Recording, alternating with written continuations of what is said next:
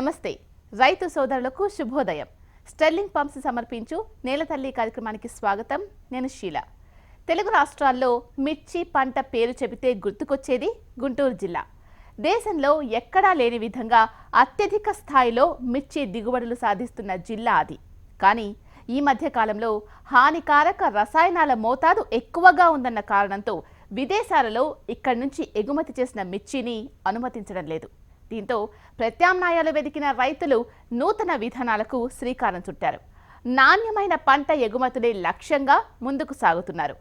గుంటూరు జిల్లా ప్రత్తిపాడు గ్రామ రైతులు అనుసరిస్తున్న విధానాలేంటి, మిగతా రైతులకు సూచిస్తున్న మార్గాలేంటో తెలుసుకుందాం ఇవాల్టి నేలతల్లిలో.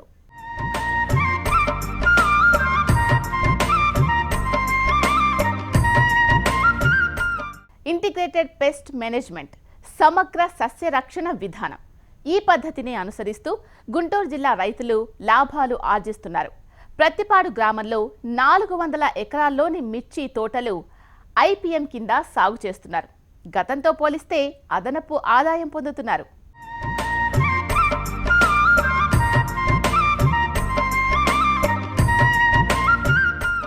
మిర్చి అంటే గుంటూరు, గుంటూరు అంటే మిర్చి. ఇక్కడ పండే మిర్చికి దేశ విదేశాల్లో ఉన్న డిమాండే వేరు. ఇది అందరికీ తెలిసిన విషయమే. ఈ పంట సాగును ఇక్కడి రైతులు చిన్నపిల్లలతో సమానంగా చూసుకుంటారు. పంట సాగు చేసేటప్పుడు ప్రతిరోజు పంటను గమనిస్తూ అనేక జాగ్రత్తలు తీసుకుంటారు. కానీ ఇదే సమయంలో పంటలో అధిక దిగుబడుల కోసం వాడుతున్న రసాయనాలు ఆ రైతులకు గుదిబండగా మారాయి. ఎగుమతికి తిరస్కరించబడుతున్నాయి. ప్రతిపాడులో మ్యాక్స్ సొసైటీ ద్వారా సుమారుగా 400 ఎకరాల మిర్చి తోటలు ఐపీఎం కింద సాగు చేస్తున్నారు. ఈ సాగు చేయటం ఎందువల్లంటే ఈ మామూలుగా సాగు చేసేదానికను ఐపీఎం కింద సాగు చేసేదానికి రైతుకు కింటాకి 1000 రూపాయలు అదనపు రాబడి వస్తుంది. అది కాకుండా ఈ మిరపకాయల్లో పురుగు మందుల అవశేషాలు ఎక్కువగా ఉండటం వల్ల మనకు ఎక్స్పోర్ట్ చేయడానికి అనుకూలంగా ఉండవు. కాబట్టి మనం ఐపీఎం ద్వారా సాగు చేస్తే కొన్ని క్రిమిసంహార మందులు, ఐపీఎం అంటే ఇంటిగ్రేటెడ్ పెస్ట్ మేనేజ్మెంట్, తెలుగులో సమగ్ర సస్యరక్షణ విధానం అంటారు. ఈ ఐపీఎం విధానంలో మనము కొన్ని మందుల వరకే నిషేధించబడ్డాయి.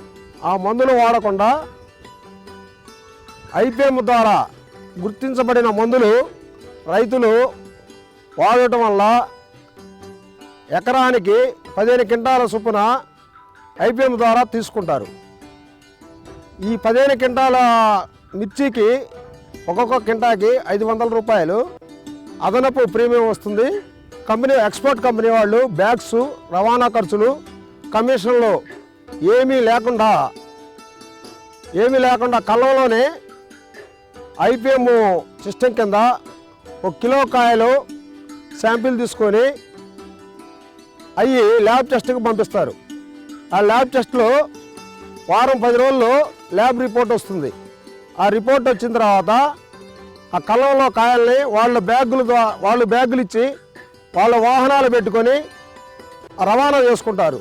దీనివల్ల ప్రతి కింటాకి 1000 రూపాయలు అదనపు రాబడి వస్తుంది. మామూలు మార్కెట్ రేటు కంటే 1000 రూపాయలు అదనపు రాబడి వస్తుంది. ప్రతి ఒక్క ఎకరంలో 15 క్వింటాల చొప్పున ఐపీఎం కింద మిర్చిని తీసుకుంటారు. ఆ 15 క్వింటాలకి 15,000 రూపాయలు అదనపు రాబడి వస్తుంది. ఈ 15,000 రూపాయలు ఐపీఎం కింద సాగు చేసిన రైతుకి మిగతా రైతుల కంటే ఎక్స్ట్రా వచ్చినట్టు లెక్క అన్నమాట. ఎంతో జాగ్రత్తగా పండించిన పంటను విదేశాల్లో అనుమతించకపోవడంతో రైతుల్లో ఆందోళన మొదలైంది. ఈ పరిస్థితి నుంచి ఎలాగైనా బయటపడి తమ పంటలను అమ్ముకోవాలనే నిశ్చయంతో నూతన పద్ధతికి శ్రీకారం చుట్టారు రైతులు. ఇక్కడి ఇంటిగ్రేటెడ్ పెస్ట్ మేనేజ్మెంట్ విధానంలో 3 ఏళ్లుగా మిర్చి పండిస్తున్నారు. పంటలను విదేశాలకు నిరాటంకంగా ఎగుమతి చేసుకుంటున్నారు. అంతేకాదు, ఈ పద్ధతిలో పంటలు పండించడం వల్ల మిగతా రైతుల కంటే అదనపు ఆదాయం పొందుతున్నారు. అనేక రకాల మల్టీనేషనల్ కంపెనీల్లో విషతుల్యం లేని మందులు వచ్చినాయి. ఆ మందుల్లో కొన్ని మందులు వాడటం వల్ల విషతుల్యం లేకుండా మనం పంట పండించడం వల్ల ఇతర దేశాలకు అంటే యూరప్ కంట్రీస్కు మన మిర్చి గుంటూరు జిల్లాలో ప్రతిపాడులో మిర్చి ఎక్స్పోర్ట్ చేయటకు అనుకూలంగా ఉంటుంది. అందువల్ల మనము ఐపీఎంలో రైతుల్ని ప్రోత్సహించి ఐపీఎంలో చేర్చుకోవడం జరుగుతుంది.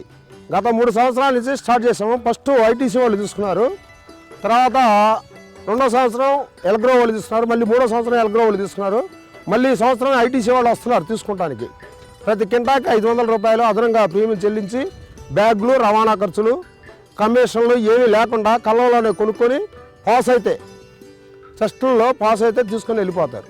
అనేక రకాల మందులు, అధిక విష ప్రభావం ఉన్న మందులు ఇదివరకు వాడేవాళ్ళు. ఈ వాడటం వల్ల మిరపకాయల్లో విషతుల్యం ఎక్కువయ్యి మనం ఆహారంగా అంటే కారం కొట్టుకొని ఆహారంగా తీసుకుంటం వల్ల అనేక రకాల జబ్బులు, క్యాన్సర్ అని, కిడ్నీల రోగాలని, మరి గుండె జబ్బులని, అనేక రకాల జబ్బులు ఈ మిరపకాయలో అన్ని రకాల మందులు వాడటం వల్ల ఈ మనిషికి అనేక రకాల జబ్బులు వస్తున్నాయి. అంటే మన ఇండియా ఒకటి, బంగ్లాదేశ్ ఒకటి, పాకిస్తాన్ ఒకటి, శ్రీలంక ఒకటి, అది నేపాల్ ఒకటి, ఇవన్నీ పెద్ద దేశాలు కాబట్టి ఆహారం మీద అంత ఇంట్రెస్ట్ చూపిరు. అదే యూరప్ కంట్రీస్ అయితే మనం తినే ఆహారంలో ప్రతి ఒక్క ఆహారాన్ని వాళ్ళు పరీక్ష చేసి దాంట్లో విషయం లేదంటేనే కొనుగోలు చేస్తారు, లేకపోతే ఎట్టి పరిస్థితుల్లో కూడా రిజెక్ట్ చేస్తారన్నమాట. మనకి ఈ నడాల గుంటూరు నుంచి కొన్ని కంపెనీలు పంపించినవి కూడా వాళ్ళు మళ్ళీ ఇక్కడ టెస్ట్ చేసింది కూడా కాక మళ్ళీ అక్కడ వాళ్ళు టెస్ట్ చేస్తారు. ఆ టెస్టుల్లో ఫెయిల్ అయితే మళ్ళీ వెనక్కి పంపిస్తారు, ఆ షిప్ని మొత్తం వెనక్కి పంపిస్తారు. ఆ రకంగా యూరప్ కంట్రీస్ మనం ఎక్స్పోర్ట్ చేసిన మిరపకాయల్ని మళ్ళీ అక్కడ టెస్ట్ చేసి మళ్ళీ తీసుకుంటారు. కాబట్టి మనకి రైతుకు కూడా ప్రతి కింటాకి 1000 రూపాయలు అదనపు ఆదాయం వస్తుంది. కాబట్టి రైతుల్ని మా మ్యాక్స్ సొసైటీ ద్వారా దాదాపుగా ఇప్పటికి ఒక 400-500 ఎకరాలు సాగుబడి చేస్తున్నాము. ఈ 400-500 ఎకరాల్లో కూడా రేపు ఫిబ్రవరి నెలలో కోతలు మొదలవుతాయి. కోతలు మొదలైన తర్వాత కళ్ళల్లో ఎండబెట్టిన తర్వాత తాలుగాయలు ఏరే ముందలుగా ఒక కళ్ళానికి వచ్చేసి 1 కిలో కాయలు అక్కడో గుప్పుడు అక్కడో గుప్పుడు అక్కడో గుప్పుడు ఒక 10 గుప్పళ్ళు తీసి 1 కిలో కాయలు శాంపిల్ రిపోర్ట్ పంపిస్తారు ల్యాబ్కి. ఆ ల్యాబుల్లో 10 రోజుల్లో రిపోర్ట్ వచ్చింది. ఈ 10 రోజుల లోపల వీళ్ళు తాలుగాయలు ఏరేస్తారు శుభ్రంగా కళ్ళంలో ఏరేసి కుప్పమోస్తారు. ఎండిన తర్వాత ల్యాబుల్లో టెస్టుల్లో పాస్ అయ్యే కాయలే తీసుకుంటారు. పాస్ కాకపోతే వాళ్ళు ఇష్టం వచ్చిన కాడ అమ్ముకోవచ్చు.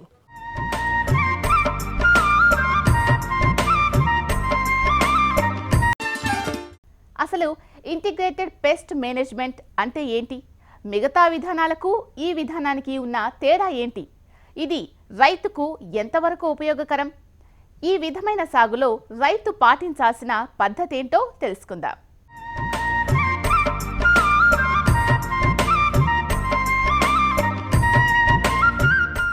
అధిక మోతాదులో రసాయనాలు వాడి పంట పండించే విధానానికి ఇక్కడి రైతులు స్వస్తి పలికారు.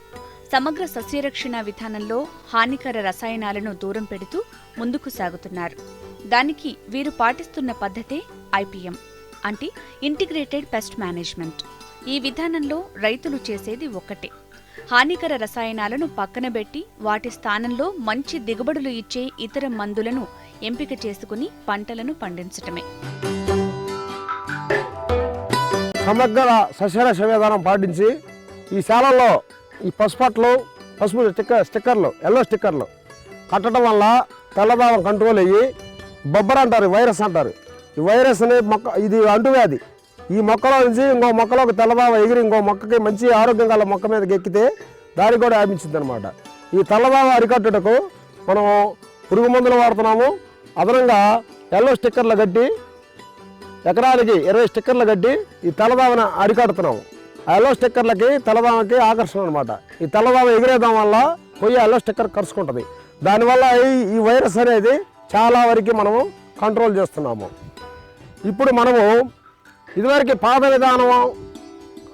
విధానం వల్ల దిగుబడులు ఇప్పుడు ఈ కొత్త విధానం వల్ల దిగుబడులు కరెక్ట్గానే వస్తున్నాయి, పెద్ద తేడా ఏమి ఉండదు. కాకపోతే మనం ఏంటంటే ఇతర దేశాలకు ఎక్స్పోర్ట్ చేయడానికి మనం ఈ విధానాన్ని ఎంచుకున్నాము. ఈ పాత విధానంలో అనేక రకాల విషతుల్యమైన మందులు వాడి మన ఆరోగ్యాన్ని దెబ్బతీసుకుంటున్నాము.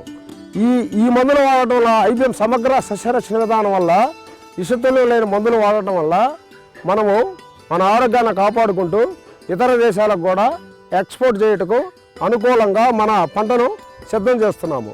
ఫస్ట్ సంవత్సరం మొదలుపెట్టినప్పుడు 2000 నుంచి 3000 టిక్కీ దాకా మనం ఎక్స్పోర్ట్ కంపెనీలకు అందజేశాము.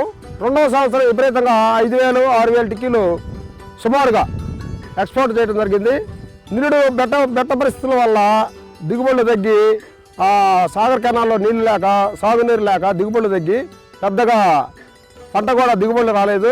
అందువల్ల నిరుడు సరైన కాయ కూడా సైజు చిన్నది కావటన ఎక్స్పోర్ట్కి అనుకూలంగా లేకపోవడం నిరుడు చాలా వరకు 3000, 2000 టిక్కీలు ఎక్స్పోర్ట్ చేయడం జరిగింది వెల్గ్రో కంపెనీ ద్వారా.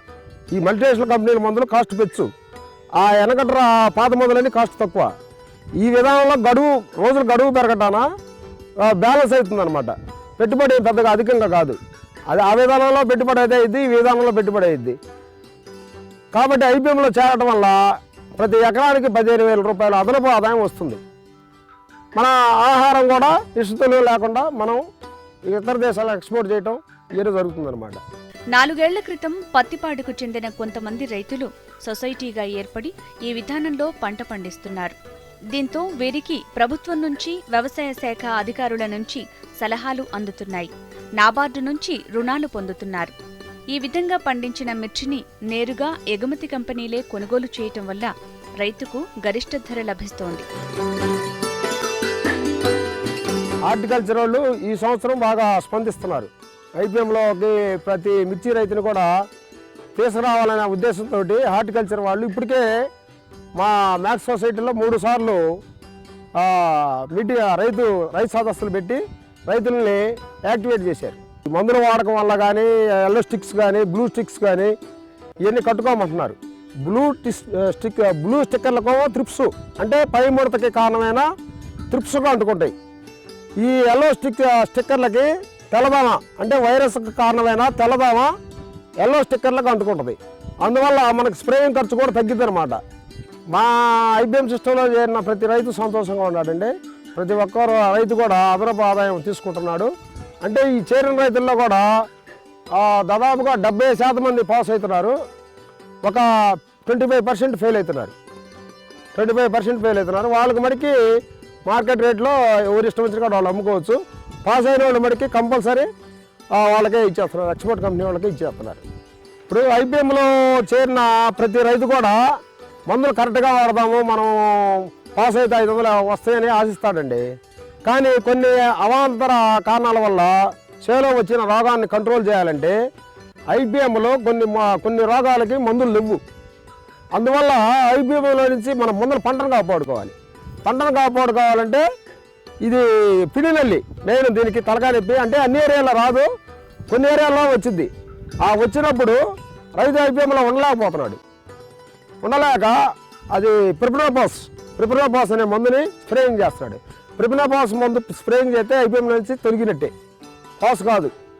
అందువల్ల మనకి మొన్న వీళ్ళు ఏం చేశారంటే ఐపీఎం కింద 50,000 పీపీఎం యాప్ నూనె 50,000 పీపీఎం పిండినల్లి రాంతలకి 2 సార్లు స్ప్రే చేయమన్నారు. 2 సార్లు స్ప్రే చేస్తే మీకు పిండినల్లి సేలోకి ఎంటర్ కాదు. అప్పుడు మనకు ఐపీఎం కింద 50,000 పీపీఎం వేస్తే ఐపీఎం కింద పాస్ అవుతాయి. యాప కషాయం కానీ యాప నూనె కానీ స్ప్రేయింగ్ చేస్తే పిండినల్లి ఒకటి తెల్లదామ ఒకటి 2 కంట్రోల్ అవుతాయి అన్నమాట.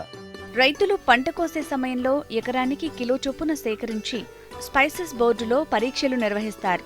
వారం రోజుల్లో ఫలితాలు రాగానే నేరుగా కంపెనీలు రైతుల కళ్ళాల వద్దకు వచ్చి సరుకును కొనుగోలు చేస్తారు.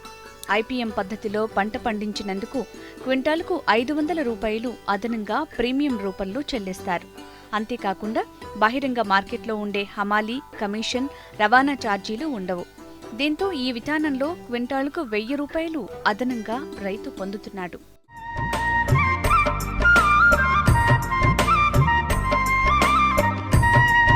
ప్రతికూల వాతావరణ పరిస్థితుల్లో మిర్చి పంటకు తెగుళ్లు ఆశిస్తాయి. దీంతో రైతులు అవసరం ఉన్నా లేకున్నా పురుగు మందులు, హానికారక రసాయనాలను పిచికారీ చేస్తున్నారు. దీనివల్ల పంట నాణ్యత కోల్పోవడంతో పాటు ఆరోగ్యం దెబ్బతింటోంది. అంతేకాకుండా రైతు ఆదాయాన్ని కోల్పోతున్నాడు. అందుకే రైతులు వివిధ మార్గాలను అనుసరిస్తూ మిర్చి పంటకు ఆశిస్తున్న తెగుళ్లను నివారిస్తున్నారు, పంటను కాపాడుకుంటున్నారు.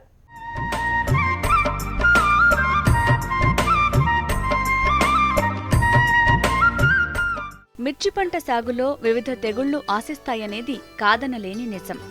గతంలో వీటి నివారణకు రసాయనాలు మాత్రమే వాడిన రైతులు నేడు ఇతర నివారణ మార్గాల వైపు మళ్లారు. అవే ఎల్లో స్టిక్కర్స్, బ్లూ స్టిక్కర్స్.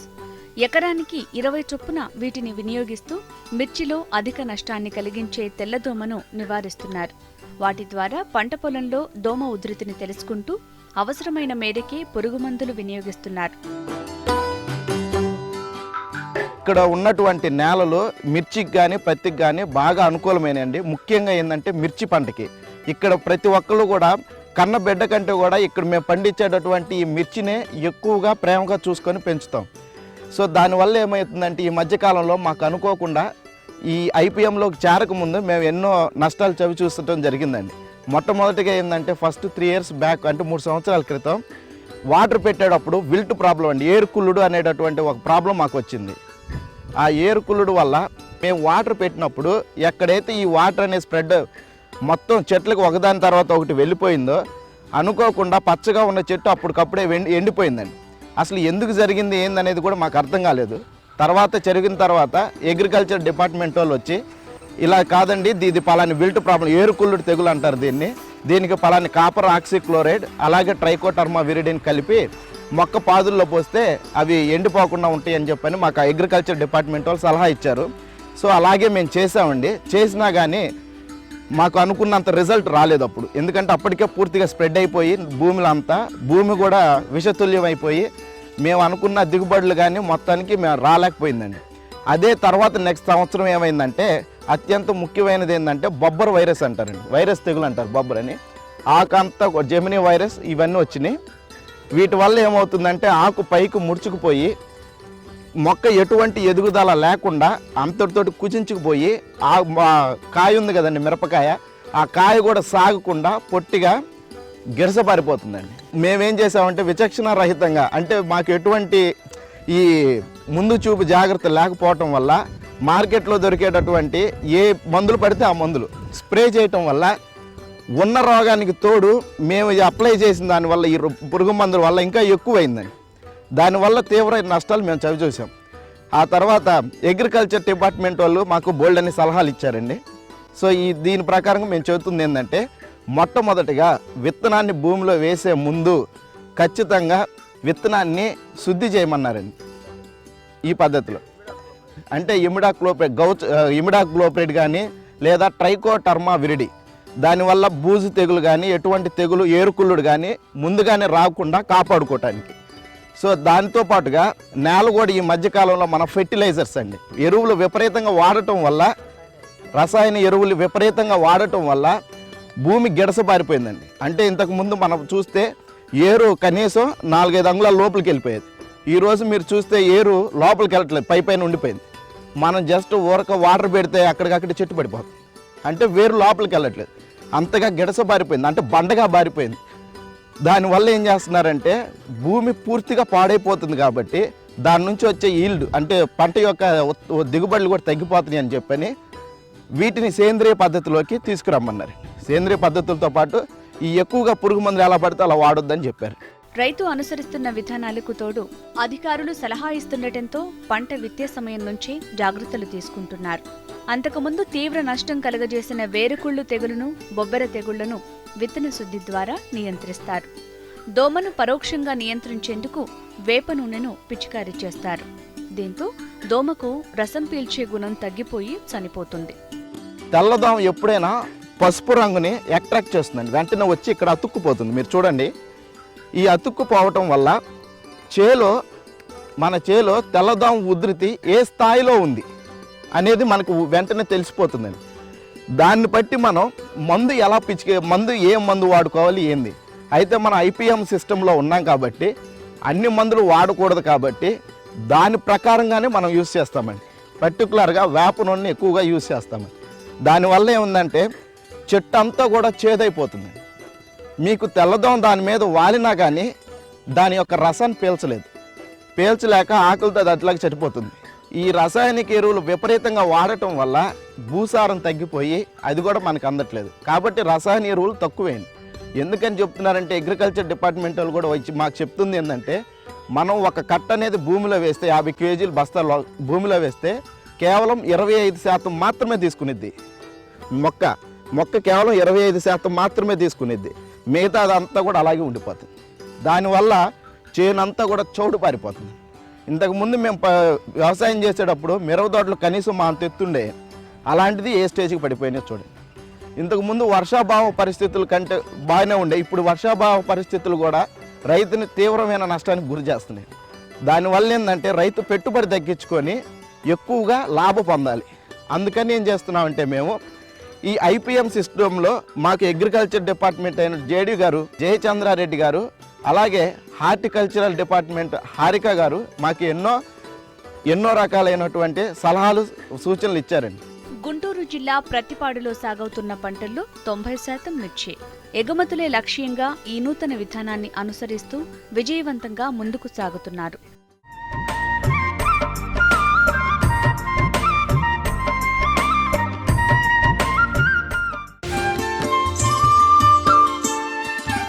పంటలు పండించడమే ముఖ్యం కాదు, పండించిన దాన్ని సమర్థవంతంగా మార్కెట్ చేసుకున్నప్పుడే రైతు పంటకు అధిక ధర వస్తుంది. అన్నదాత ఇంట సిరులు కురిపిస్తుంది. అప్పుడే ఆరుగాలం కష్టపడిన రైతన్న కళ్లల్లో ఆనందం వెల్లివిరుస్తుంది.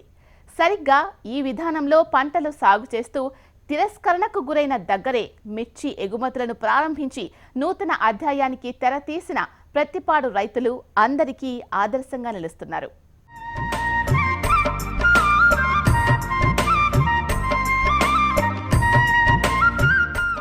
ఇది ఇవాల్టి స్టెర్లింగ్ పంప్స్ సమర్పించు నెలతల్లి కార్యక్రమం.